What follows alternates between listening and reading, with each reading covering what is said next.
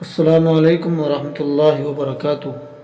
بہلول کا نام تو آپ نے ضرور سنا ہوگا، جنہیں بہلول دانا بھی کہا جاتا ہے۔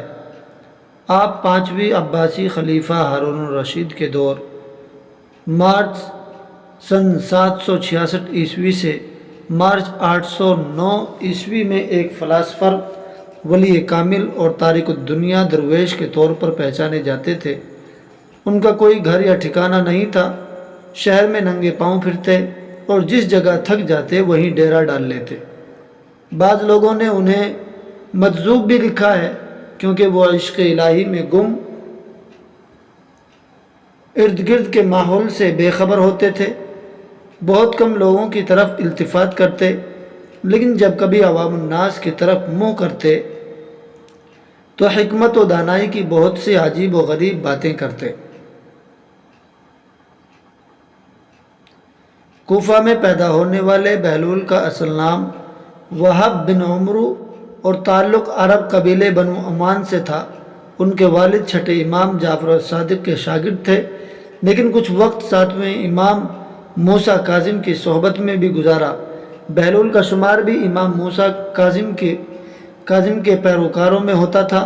جب خلیفہ ہارون الرشید نے امام موسیٰ کاظم کو قید کرنے کے بعد ان کے تابعین کے خلاف کارروائیاں شروع کیں تو وہاب اور کچھ دوسرے لوگوں نے امام سے قید خانے میں ملاقات کر کے آئندہ لائحہ عمل کے لیے ہدایات مانگی۔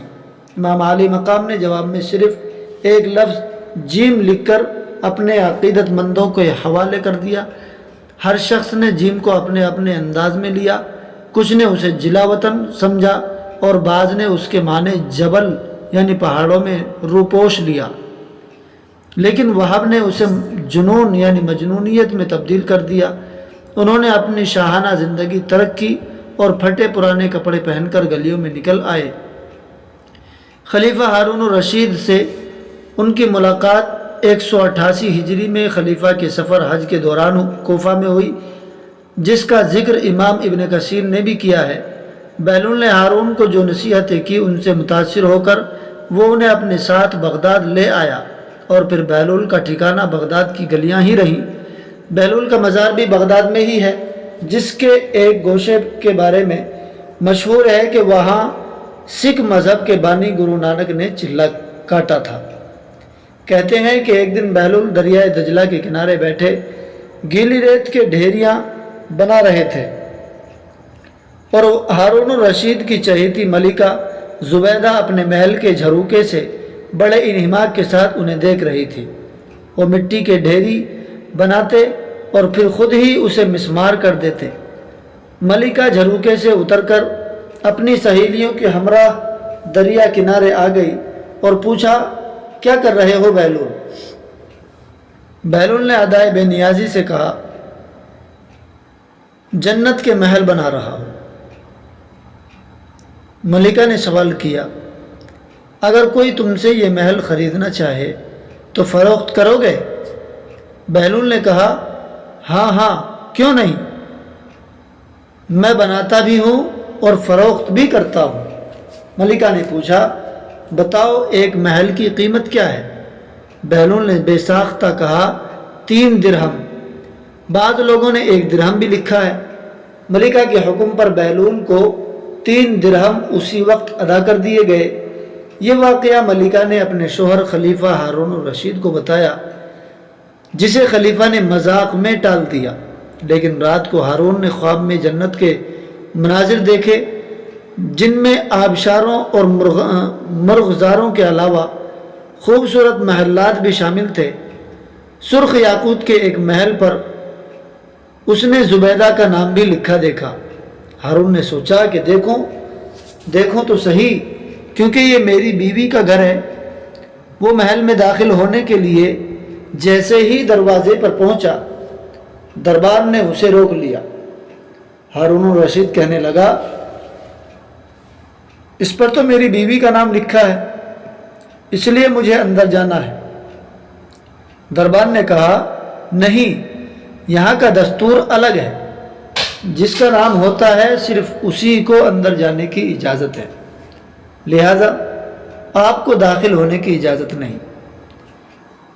جب دربار نے ہارون کو پیچھے ہٹایا تو اس کی آنکھ کھل گئی، لیکن بیدار ہونے پر خیال آیا کہ اللہ تبارک و تعالیٰ نے زبیدہ کے حق میں بہلول کی دعا قبول کر لی ہے۔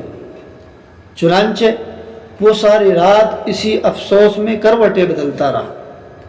اگلی شام وہ بہلول کو تلاش کرتا دریا کنارے پہنچ گیا۔ بہلول ایک جگہ بیٹھے اسی طرح مکان بنا رہے تھے۔ ہارون نے پوچھا، کیا کر رہے ہو؟ بہلول نے کہا، جنت کے محل بنا رہا ہوں۔ ہارون نے پوچھا، بیچو گے؟ تو بہلول نے کہا، ہاں ہاں، کیوں نہیں، میں بناتا بھی ہوں اور فروخت بھی کرتا ہوں۔ ہارون نے سوال کیا کہ بتاؤ ایک محل کی قیمت کیا ہے؟ تو بہلول نے جواب دیا، تیری پوری سلطنت۔ ہارون الرشید نے کہا، اتنی قیمت تو میں نہیں دے سکتا۔ کل تو آپ 3 درہم کے بدلے دے رہے تھے اور آج پوری سلطنت مانگ رہے ہیں۔ بہلول دانا نے کہا، خلیفہ کل بن دیکھے معاملہ تھا اور آج تم محل دیکھ کر آئے ہو۔ خلیفہ یہ سن کر مایوسی سے گھٹنوں کے بل بہلول دانا کے سامنے بیٹھ گیا اور کہنے لگا، حضرت آپ مجھ سے میری ساری سلطنت لے لیں لیکن مجھے ایک محل دے دیں۔ جب بہلول دانا نے خلیفہ کی عاجزی دیکھی تو کہا کہ میں تمہاری اس سلطنت کا کیا کروں گا؟ اس دنیا کی محبت تو بہت سے گناہوں کی جڑ ہے۔ جاؤ اپنی سلطنت اپنے پاس رکھو، میں اس محل کو بھی تمہارے لیے 3 درہم میں فروخت کرتا ہوں۔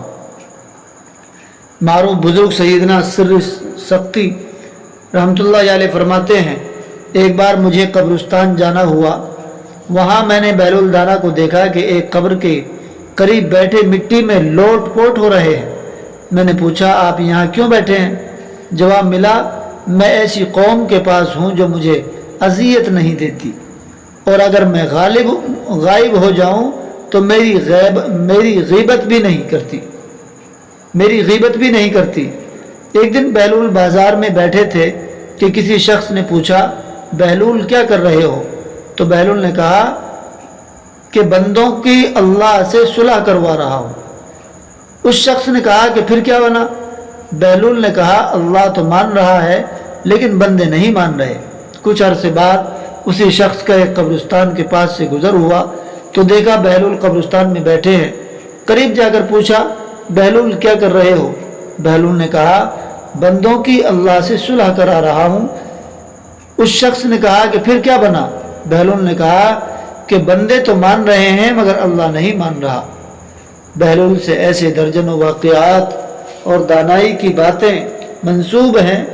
کچھ لوگ اسے کتابی باتیں کہتے ہیں اور بعض اسے روحانیت کی معراج مانتے ہیں، لیکن یہ طے ہے کہ جو بہلول دانا کہہ گئے وہ پتھر پر لکیر ہے۔ اسی طرح کی اور ویڈیوز دیکھنے کے لیے ہمارے چینل کو سبسکرائب کریں۔ السلام علیکم ورحمۃ اللہ وبرکاتہ۔